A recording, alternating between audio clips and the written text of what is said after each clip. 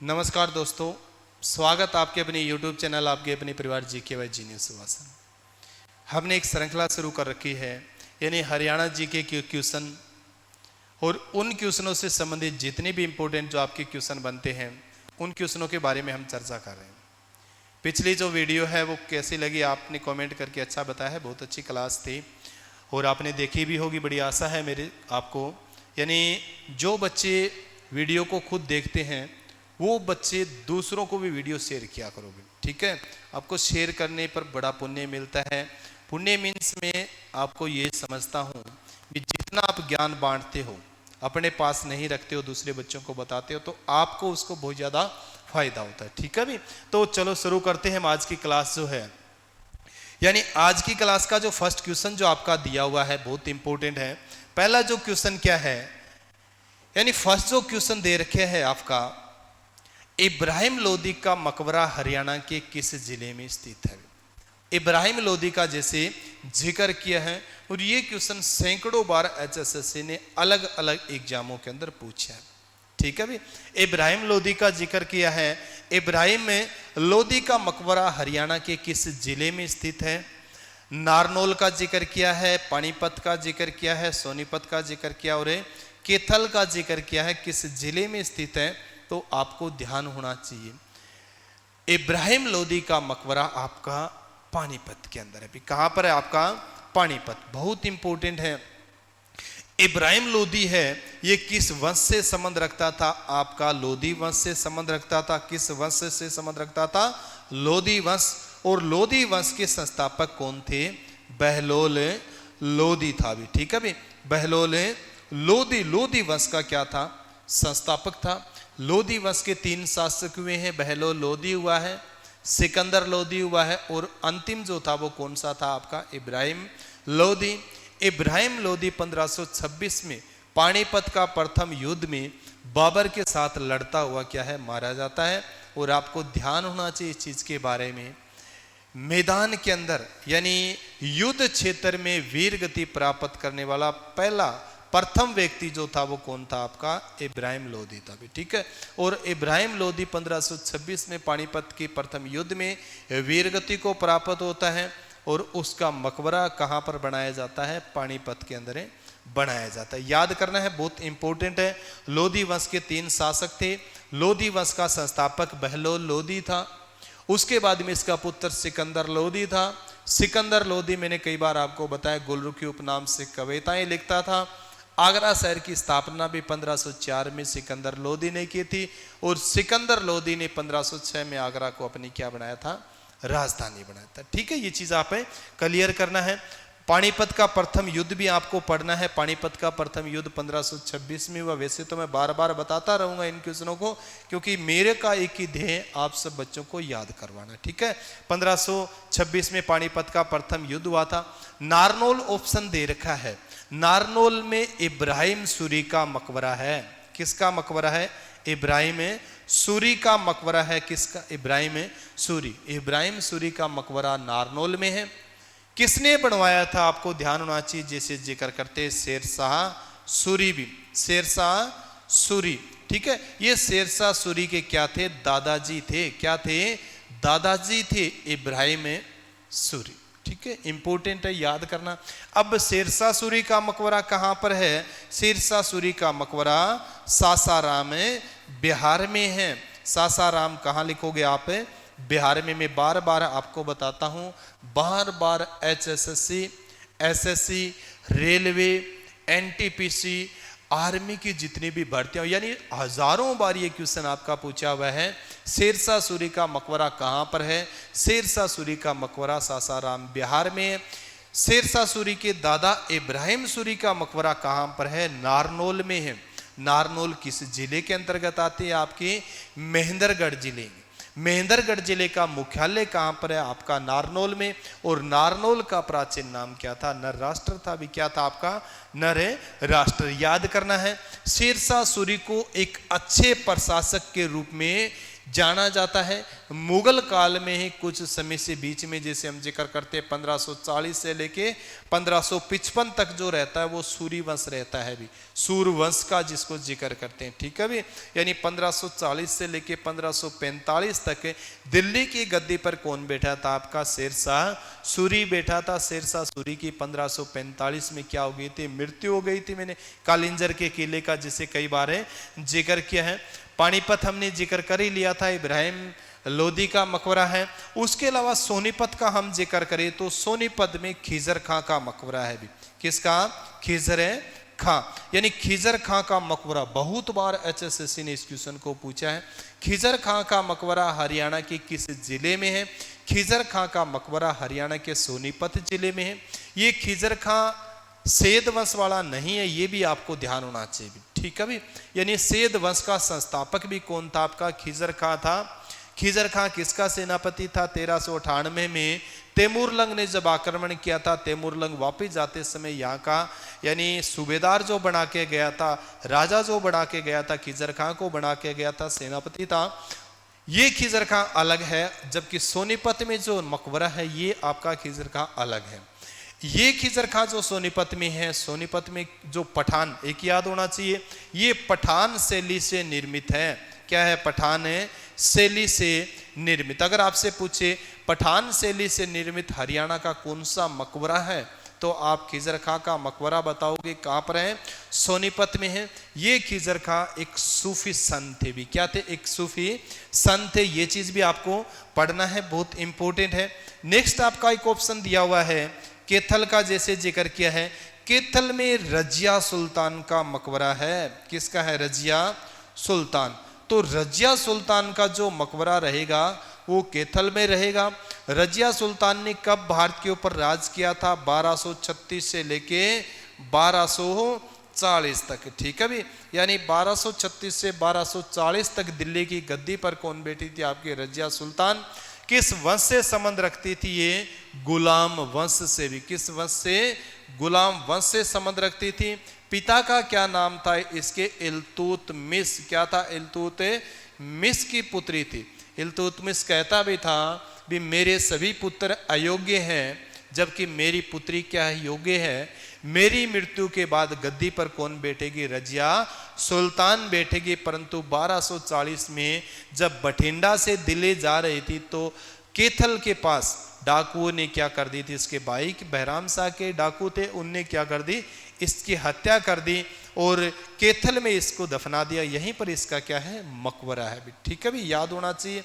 भारतीय इतिहास में इतिहासकार कहते हैं अगर रजिया सुल्तान महिला न होती तो इसका नाम भी इतिहास में सुनहरे अक्षरों के अंदर लिखा जाता। बार बार ये क्वेश्चन आपका रिपीट होता है।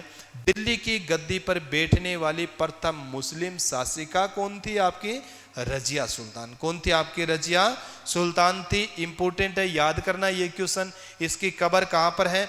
इसकी कब्र आपकी कैथल के अंदर है। नेक्स्ट जो क्वेश्चन आपका दिया हुआ है, देखो मैं हमेशा कहता हूं एक क्वेश्चन आपको मिले, वो क्वेश्चन आपको याद हो, उस क्वेश्चन के साथ साथ आपको सैकड़ों क्वेश्चन आपके बनाने की मादा होनी चाहिए उससे संबंधित, ठीक है भी। तो पढ़ो इस चीज, इस तरीके से आपको। नेक्स्ट जो क्वेश्चन आपका दिया हुआ है, हरियाणा के किस जिले में, अब यहां लिखना था आपको हरियाणा के किस जिले में, जैसे जिक्र किया था भी राष्ट्रीय मस्तिष्क शोध संस्थान है भी। यहां ऑप्शन क्या आना था आपका, जिसे जिक्र करते हैं, यानी मिस प्रिंटिंग है ये। वैसे हरियाणा के किस जिले में राष्ट्रीय मस्तिष्क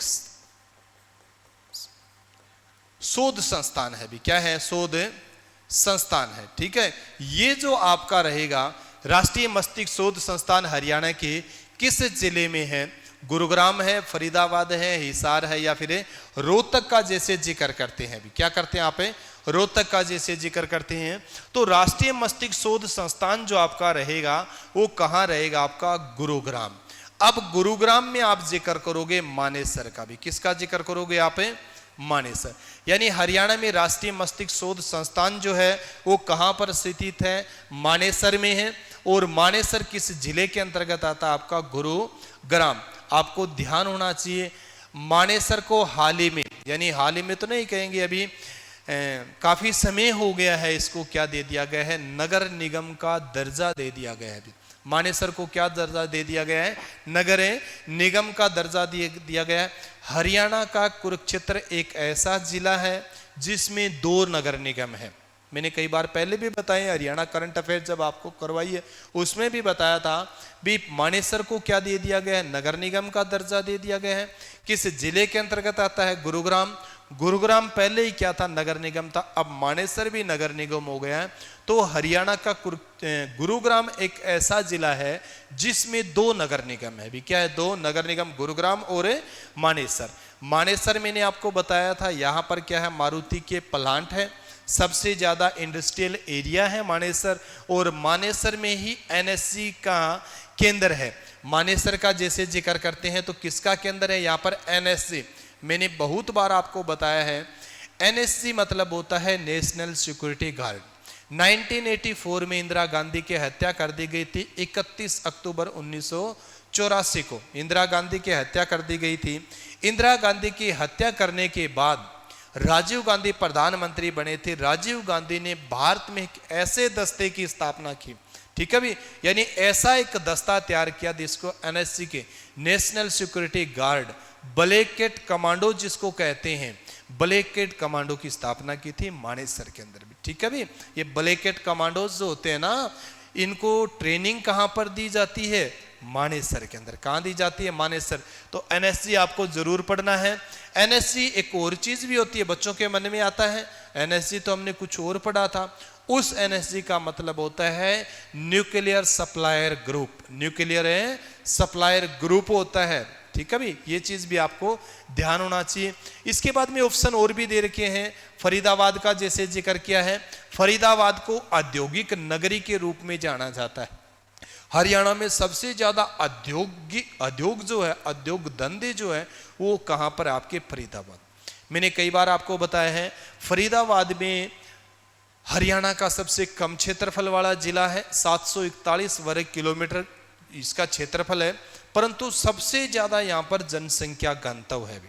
अब जनसंख्या घनत्व क्यों है यहां पर ज्यादा, उद्योग धंधों के कारण। किसके कारण, उद्योग धंधों के कारण सबसे ज्यादा क्या है, यहां पर है जनसंख्या घनत्व है। उसके बाद में आपको ध्यान हो, हिसार का जैसे जिक्र किया है, हिसार को किस नाम से जाना जाता है, हिसार को स्टेनलेस सिटी के नाम से जाना जाता है, मैग्नेट सिटी के नाम से भी जाना जाता है। 1 नवंबर 1966 को जब हरियाणा बना था, उस समय एक जिला था भी, ठीक है भी। फिरोज शाह तुगलक का जैसे जिक्र करते हैं, फिरोज शाह तुगलक के द्वारा बसाया हुआ क्या था, ये एक शहर था। रोहतक है, रोहतक का जब जिक्र करें तो रोहतक का जो वर्णन मिलता है, रोहतक और अगरवा का जो हमें वो प्राचीन जो बौद्ध ग्रंथ है, उन ग्रंथों में हमें उनके बारे में जानकारी मिलती है, खासकर अंगुत्तर निकाय का जैसे हम जिक्र करते हैं। तो एक जो क्वेश्चन आपका होता है, उस क्वेश्चन से आप ज्यादा से ज्यादा क्वेश्चन बनाने की क्या करो, कोशिश किया करो। नेक्स्ट जो आपका क्वेश्चन कौन सा है, हरियाणा में मगरमच्छ प्रजनन केंद्र कहां पर स्थित है। बहुत इंपॉर्टेंट है, बार बार यहां से क्वेश्चन पूछे गए हैं, पूछे जाते हैं हमेशा, जैसे जिक्र करते हैं मगरमच्छ प्रजनन केंद्र का जिक्र किया है। प्रजनन केंद्र है मगरमच्छ प्रजनन केंद्र। ऑप्शन है पिंजौर है, झाबुआ है, भोर सेदान है, केरू है। तो मगरमच्छ प्रजनन केंद्र जो हरियाणा में है वो आपका भोर सेदान में भी है। कहां पर, आपका भोर सेदान। ये भोर सेदान किस जिले के अंतर्गत आता है, आपका कुरुक्षेत्र जिले के अंतर्गत आता है। यानी कुरुक्षेत्र से पेवा मार्ग जो है, पेवा मार्ग पर आपका स्थित क्या है, भोर सेदान है, जहां पर मगरमच्छ प्रजनन केंद्र है। कुरुक्षेत्र का जिक्र किया तो यहीं पर आपकी एक पीपली है, क्या है, पीपली है। और पीपली का जैसे जिक्र करते हैं तो यहां पर ब्लैक बक प्रजनन केंद्र है भी, ठीक है भी। यानी ब्लैक बक प्रजनन केंद्र भी आपका पीपली कुरुक्षेत्र का जैसे जिक्र करते हैं। पेराकिट यहाँ पर क्या है, आपका टूरिस्ट स्थल है। कुरुक्षेत्र में भोर सेदान है, यहाँ पर मगरमच्छ प्रजनन केंद्र है, ठीक है भी। हरियाणा का जिक्र करें, राष्ट्रीय स्तर का हम जिक्र करें तो राष्ट्रीय स्तर पर मैंने बताया था आपको सिंपली पार और भितरकनिका उड़ीसा के अंदर भी मगरमच्छ और क्या है, घड़ियाल आपके पाले जाते हैं। ये चीज आप क्लियर करोगे। उसके बाद में जैसे जिक्र करते हैं आपका एक फिजेंट भी, जैसे क्या जिक्र करते हो, फिजेंट का जैसे जिक्र करते हैं, फिजेंट प्रजनन केंद्र है भी। अब फिजेंट प्रजनन केंद्र जो आपका रहेगा ये मोरनी में रहेगा भी। कहाँ रहेगा? मोरनी। किस जिले में है ये? आपके है पंचकुला के अंदर भी। कहाँ पर आपका? पंचकुला। ठीक है भी। यानी फिजेंट प्रजनन केंद्र जो आपका रहेगा मोरनी में रहेगा।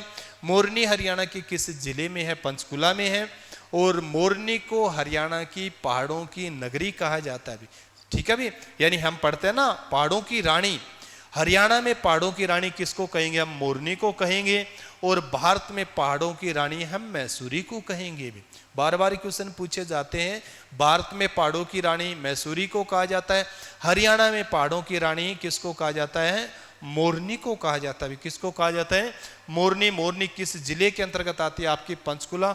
और यहीं पर आपकी कौन सी हरियाणा की सबसे ऊंची चोटी?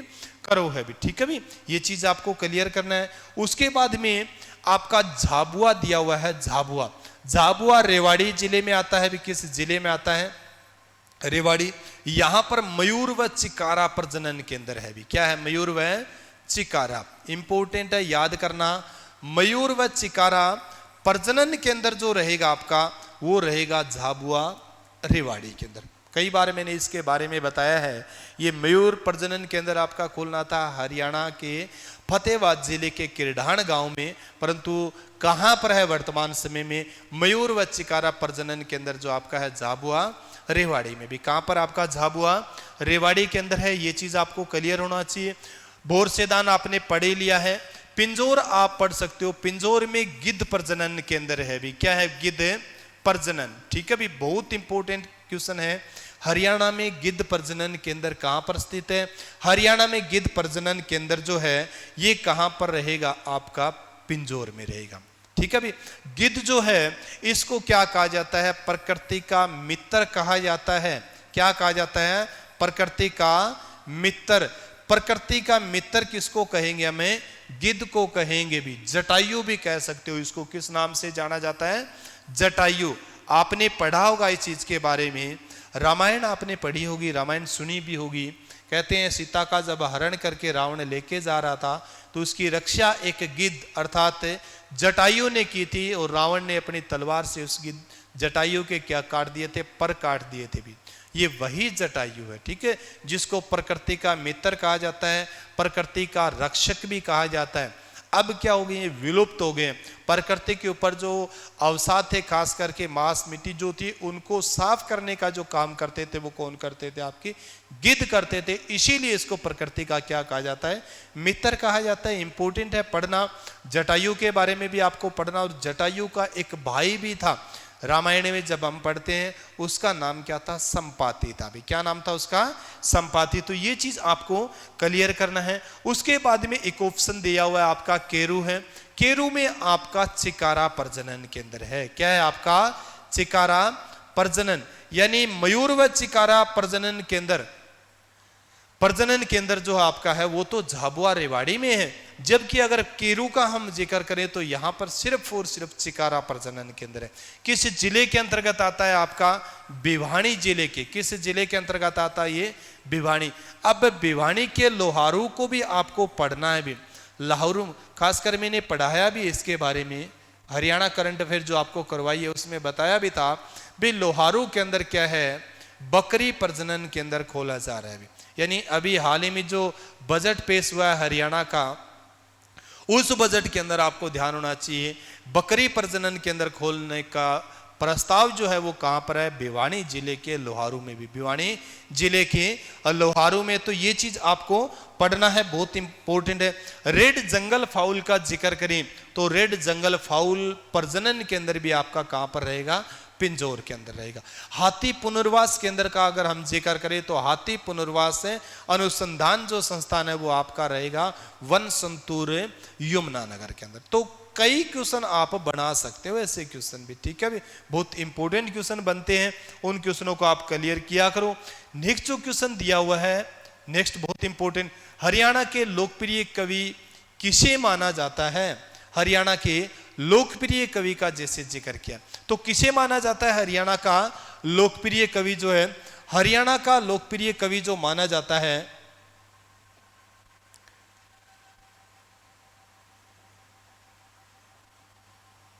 हरियाणा का लोकप्रिय कवि। तो हरियाणा के जो लोकप्रिय कवि है वो आपके पंडित लक्ष्मीचंद जी है, दयाराम मायना है, पंडित नेकीराम शर्मा है या पंडित श्री राम शर्मा। चार ऑप्शन जो दिए हुए हैं, चार ऑप्शनों में सही जो आंसर आपका है वो पंडित लक्ष्मीचंद। पंडित लक्ष्मीचंद हरियाणा के लोकप्रिय कवि है, जिसको हरियाणा में सूर्य कवि के नाम से जाना जाता है, सूफी मीरा के नाम से भी इनको जाना जाता है। ठीक है भी, यानी पंडित लक्ष्मीचंद को क्या कहा जाता है, सूर्य कवि के नाम से जाना जाता है, सूर्य कवि के नाम से जाना जाता है, और सूफी मीरा के नाम से भी इसको जाना जाता है, सूफी मीरा। ठीक है भी, बहुत इंपॉर्टेंट है। अटेरना का जैसे मैंने पिछली वीडियो में जिक्र किया था, अटेरना में इनके नाम से क्या बनाई जा रही है, एक विश्वविद्यालय स्थापित करना प्रस्तावित है।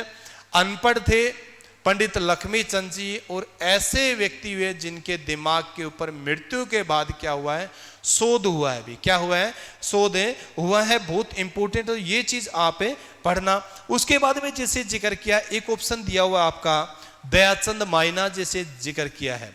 दयाचंद मायना रोहतक से संबंध रखते थे, हरियाणा के किस जिले से, रोहतक से। दयाचंद मायना को हरियाणा का जॉन मिल्टन कहा जाता है। क्या कहा जाता है, हरियाणा का जॉन मिल्टन। मैंने कई बार आपको बताया इसके बारे में। हरियाणा का जॉन मिल्टन दयाचंद मायना को कहा जाता है। जॉन मिल्टन अंग्रेजी साहित्य के एक महान कवि हुए हैं, जिन्होंने पैराडाइज लोस्ट जैसे क्या लिखे हैं, नॉवल लिखे हैं। आपको ध्यान होना चाहिए, जॉन मिल्टन का जब हम जिक्र करें तो हरियाणा का जॉन मिल्टन दयाचंद मायना को कहा जाता है। और दयाचंद मायना हरियाणा के एकमात्र ऐसे कवि हैं, क्या है, एक मात्र ऐसे कवि हैं जिन्होंने राष्ट्रीय कवि का दर्जा, यानी राष्ट्रीय कवि का दर्जा हासिल किया है। बहुत इंपॉर्टेंट बात है। यानी हरियाणा के एकमात्र ऐसे व्यक्ति है जिन्होंने राष्ट्रीय कवि का दर्जा प्राप्त किया है। वो कौन, आपके दयाचंद मायना है। रोहतक जिले के किस गांव से संबंध रखते थे, मायना गांव से संबंध रखते थे। खासकर अनटचेबिलिटी के बारे में, छुआछूत के बारे में इन्होंने बहुत कुछ लिखा है। तो बहुत इंपॉर्टेंट है, ये चीज आपको क्लियर होना चाहिए। हरियाणा का जॉन मिल्टन है, रोहतक जिले से संबंध रखते हैं, मायना गांव से संबंध रखते हैं। हरियाणा के एकमात्र ऐसे कवि हैं जिन्होंने राष्ट्रीय कवि का क्या है, दर्जा हासिल किया है। ऑप्शन और दे रखे हैं, जैसे जिक्र करोगे पंडित नेकीराम शर्मा का जिक्र किया है। पंडित नेकीराम शर्मा के बारे में भी आपको दो बात याद होना चाहिए। पंडित नेकीराम शर्मा को हरियाणा केसरी के नाम से जाना जाता है। हरियाणा, ये बार बार पूछा जाता है, हरियाणा केसरी के नाम से किसे जाना जाता है, पंडित नेकीराम शर्मा को जाना जाता है। पंडित नेकीराम शर्मा ने संदेश पत्रिका निकाली थी। भी क्या निकाली थी, संदेश पत्रिका निकाली थी। आपको ध्यान होना चाहिए कब निकाली थी, 1930 में भी। ठीक है, संदेश पत्रिका किसने निकाली थी, पंडित नेकीराम शर्मा ने। कब, 1930 के अंदर। और आपको ध्यान होना चाहिए, होम रूल आंदोलन का जब हम जिक्र करते हैं, होम रूल आंदोलन का नेतृत्व हरियाणा में जो किया था वो पंडित नेकीराम शर्मा ने किया था। पंडित नेकीराम शर्मा के कहने पर ये हरियाणा के अंदर बाल गंगाधर तिलक आए थे। भी कौन आए थे, बाल गंगाधर तिलक आए थे। आपको ध्यान हो, हरियाणा में जब अंग्रेज सैनिकों की जो भर्ती कर रहे थे, उस सैनिकों की भर्ती का विरोध करने वाले जो व्यक्ति थे वो पंडित नेकीराम शर्मा थे। पंडित नेकीराम शर्मा को अंग्रेजों ने कहा था भी आप कुछ जमीन लेके किसी कोने में बैठ जाओ। तब पंडित नेकीराम शर्मा ने कहा था भी मुझे तो संपूर्ण भारत की भूमि चाहिए। क्या कहा था, मुझे संपूर्ण भारत की क्या चाहिए, भूमि चाहिए। इंपॉर्टेंट है, याद करना है ये क्वेश्चन भी। उसके बाद में जिक्र किया है पंडित श्री राम शर्मा का, जैसे जिक्र करते हैं पंडित श्री राम शर्मा ने भी एक पत्रिका निकाली थी, हरियाणा तिलक। क्या निकाली थी आप, हरियाणा तिलक। ठीक है भी, इंपॉर्टेंट है पढ़ना, हरियाणा तिलक। तो हरियाणा तिलक किसने निकाली थी, ये आपके श्री राम शर्मा है। भी क्या है, श्री राम शर्मा। तो जितने भी आपके ऑप्शन दिए हुए ना, देखो क्वेश्चन हमने पढ़ा, उस क्वेश्चन का हमने आंसर भी दिया। आंसर देने के बाद में भी हमें जितने भी ऑप्शन जो बचते हैं उन ऑप्शनों से भी क्या बनने हैं, हमारे क्वेश्चन बनने हैं, याद करने। नेक्स्ट जो क्वेश्चन आपका दिया हुआ है, नेक्स्ट क्वेश्चन बहुत इंपॉर्टेंट है। हरियाणा के सभी गांवों का विद्युतीकरण कब किया गया था। यानी विद्युतीकरण की बात आई है, यानी बिजली कब पहुंचाई। हरियाणा भारत का एक ऐसा राज्य है जिस राज्य के अंदर सबसे पहले हर गांव के अंदर क्या पहुंचा दी गई थी, बिजली पहुंचा दी गई थी। ठीक है, कब पहुंचाई गई थी, यानी हरियाणा के सभी गांवों का विद्युतीकरण किस वर्ष किया गया था, हो गया था 1972, 1970, 1971 और 1965। तो 1970 में हरियाणा के सभी गांवों के अंदर बिजली पहुंचा दी गई थी। उस समय आपको ध्यान होना चाहिए मुख्यमंत्री कौन थे, बनसे लाल थे। भी बनसे लाल, कई बार ये क्वेश्चन पूछा गया है, यानी हरियाणा के कौन से ऐसे मुख्यमंत्री थे जिनके कार्यकाल में, आपको ध्यान हो, जिनके कार्यकाल में हरियाणा के हर गांव में बिजली पहुंचा दी गई थी, तो बंसीलाल। बंसीलाल को हरियाणा का लौह पुरुष कहा जाता है। भी क्या कहा जाता है, लौह पुरुष कहा जाता है। और किस जिले से संबंध रखते हैं, ये भिवानी से। भी क्या है, भिवानी से। 3 बार क्या रहे हैं, ये हरियाणा के सीएम रहे हैं। और तोसाम इनका क्या था, विधानसभा क्षेत्र था तोसाम, जहां से 7 बार क्या रहे हैं, ये विधायक रहे हैं। 7 बार क्या रहे हैं, विधायक। हमारा क्वेश्चन क्या है, 1970 में हरियाणा के हर गांव में बिजली पहुंचा दी गई थी। कौन उस समय मुख्यमंत्री थे, बंसीलाल थे। बंसीलाल का विधानसभा क्षेत्र कौन सा, तोसाम था, जहां से 7 बार ये क्या है, विधायक रहे हैं। और 3 बार हरियाणा के सबसे लंबे समय तक हरियाणा के मुख्यमंत्री रहने का जो समान है वो भी यानी बंसीलाल के। ठीक है भी, ये चीज आपको क्लियर करना है। अब 1970 का मैंने जिक्र किया, 1970 में करनाल का उचानी गांव था। भी क्या था, करनाल का उचानी गांव। कौन सा गांव था, उचानी।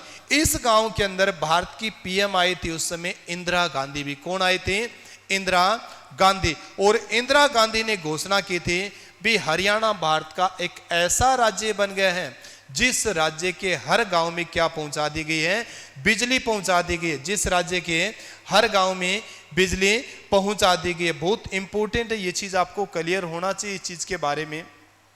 करनाल के उचानी गांव में इसकी क्या हुई थी, घोषणा हुई थी। उसके बाद में ऑप्शन और भी दे रखे हैं, जैसे 1972 में आपका भिवानी और सोनीपत जिला बना था। भी यानी सोनीपत और भिवानी जिले कब अस्तित्व में आए थे, आपके 1972 में अस्तित्व में आए थे। उसके बाद में ऑप्शन और भी आपके दे रखे हैं, जैसे 1971 और 1965। 1971 में भारत पाक युद्ध हुआ था। भी 1965 में क्या हुआ था, भारत पाक युद्ध हुआ था 1965 में। ठीक है, उस समय भारत के प्रधानमंत्री कौन थे, लाल बहादुर शास्त्री। कौन थे, भारत के प्रधानमंत्री लाल बहादुर शास्त्री थे। 1965 के युद्ध के बाद में क्या हुआ था, ताशकंद समझौता हुआ था। क्या हुआ था, ताशकंद समझौता हुआ था। किस देश में हुआ था, उज्बेकिस्तान। उस समय सोवियत रूस का एक, सोवियत रूस ही था। 1991-92 में विखंडन हुआ है सोवियत रूस का, तो उसे कई देश बने, उज्बेकिस्तान है, कजाकिस्तान है, तुर्कमेनिस्तान का जैसे हमें जिक्र करते हैं।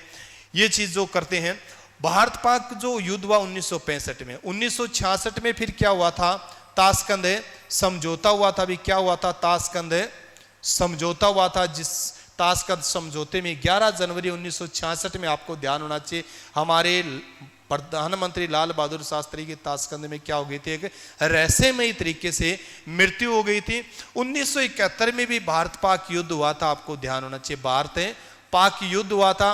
और 1971 में भारत पाक युद्ध होने के बाद में शिमला समझौता हुआ था। भी क्या हुआ था, शिमला समझौता हुआ था। यानी 1965 भारत पाक युद्ध के बाद तो ताशकंद समझौता हुआ था, और 1971 भारत पाक युद्ध के बाद में आपका शिमला समझौता हुआ था। और 1971 में इस युद्ध के बाद एक नए राष्ट्र का उदय हुआ था, बांग्लादेश का। भी किसका हुआ था, बांग्लादेश। यानी बांग्लादेश के मुक्तिदाता के रूप में किसको जाना जाता है, इंदिरा गांधी को। इंदिरा गांधी उस समय प्रधानमंत्री थी। ये क्वेश्चन भी आपके बनते हैं। भी 1971 में भारत पाक युद्ध हुआ था, उसमें प्रधानमंत्री कौन थी, इंदिरा गांधी थी। 1965 में भारत पाक युद्ध हुआ था, उसमें भारत के प्रधानमंत्री कौन थे, लाल बहादुर शास्त्री थे, जिनको गोदड़े का लाल के रूप में जाना जाता है। 2 अक्टूबर 1904 को उनका जन्म हुआ था। ठीक है, ऐसे अलग अलग तरीके के क्या बनते हैं, आपके क्वेश्चन बनते हैं।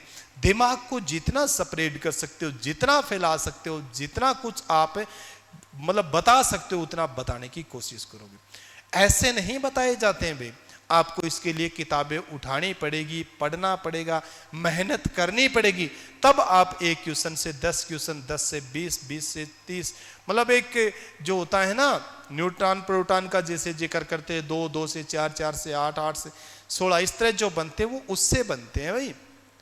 तो आज की क्लास में इतना ही भाई, बहुत अच्छे, बहुत महत्वपूर्ण आपके क्वेश्चन थे। करते हैं नेक्स्ट जो क्लास में और जो आपके क्वेश्चन है। क्लास कैसे लगी आप कमेंट करके मेरे को जरूर बताएं। इसी के साथ सभी बच्चों को जय हिंद, जय भारत।